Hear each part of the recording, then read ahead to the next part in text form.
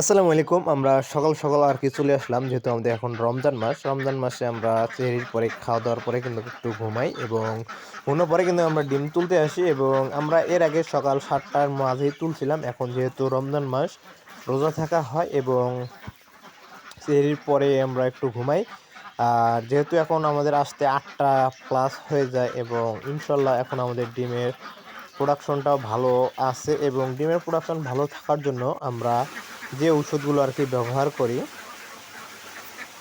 আমরা ওএমবি দেই এবং এসকারবিট এডি থাকে প্লাস আয়োনিক এলডি থাকে।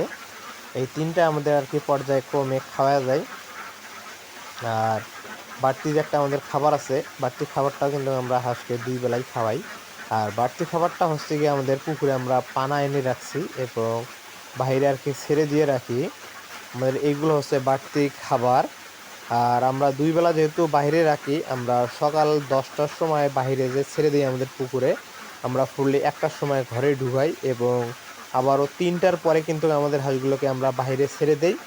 বাহিরে আরকি বিকালবেলা ২ ঘন্টা থাকে, তাতে আমাদের সামথিং ৫-৬ ঘন্টা আরকি আমরা বাহিরে ছেড়ে দিয়ে রাখি। এই বাহিরে যে একটা বাড়তি খাবারগুলো খায়, এটার কারণেই কিন্তু দেখা যায় যে কি হয়তো আমাদের বাড়তি খাবারটা অনেক হয়ে যায় হাঁসের জন্য।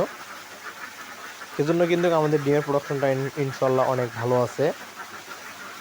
আর এই সময় আমাদের জানুয়ারি মাস থেকে শুরু করে ফেব্রুয়ারি এটা মার্চ মাস, এই ৩ মাসে দেখা যাচ্ছে কি আমাদের অনেক খামারি ভাইদের হাঁসের লোম পড়ে গিয়েছে এবং পাগাগুলো পড়ে যে গিয়েছে, পাগা পড়ে যাওয়ার কারণে দেখা যাচ্ছে গিয়ে আমাদের ডিমের পার্সেন্টেজটা অনেক কমে গিয়েছে। এই ডিমের পার্সেন্টেজটা বাড়ানোর জন্য যে আমাদের মেডিসিনগুলো ঔষধ খাওয়াতে হবে, সেটা হচ্ছে গিয়ে আমরা এখন থেকে বলতে আপনার আজ দিয়ে ১ মাস আগে থেকে কিন্তু এটা আমরা খাওয়াইছি এবং এখনও আর কি খাওয়াচ্ছি হালকা পাতলা করে।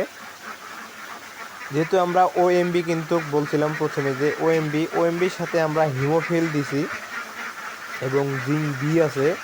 আমরা এই হিমোফিল, জিঙ্ক বি এইগুলো খাওয়াচ্ছি, কারণ এইগুলো খাওয়ালে দেখা যাবে কি আপনার যে পাকাগুলো আছে এই পাকাগুলো দ্রুত গজাবে। আর যত দ্রুত গজাবে তত দ্রুত আমাদের কিন্তু ডিমের প্রোডাকশনটা আবারও বৃদ্ধি পাবে।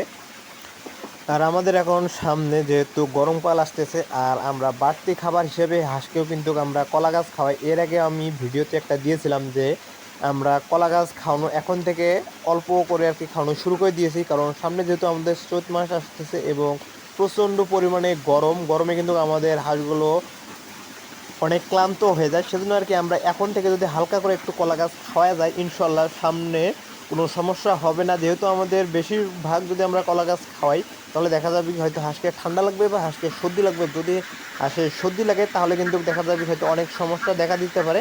সেজন্য আর কি এখন থেকে যদি আমরা হালকা করে আর কি খাওয়া যায়, তাহলে ইনশাল্লাহ হাঁসের শরীরে অ্যাডজাস্ট হবে। অ্যাডজাস্ট হওয়ার পরে আর কোনো সমস্যা হবে না।